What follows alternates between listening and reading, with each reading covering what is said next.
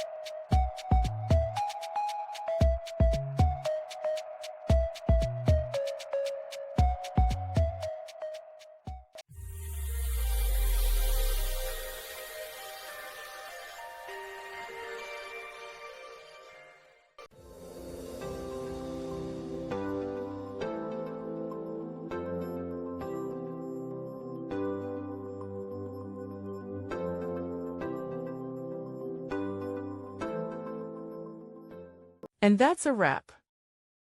I hope you found the answer you were looking for. If you did, take a second to hit that subscribe button. It really helps out. And let me know in the comments which solution worked best for you. See you next time in the debug zone.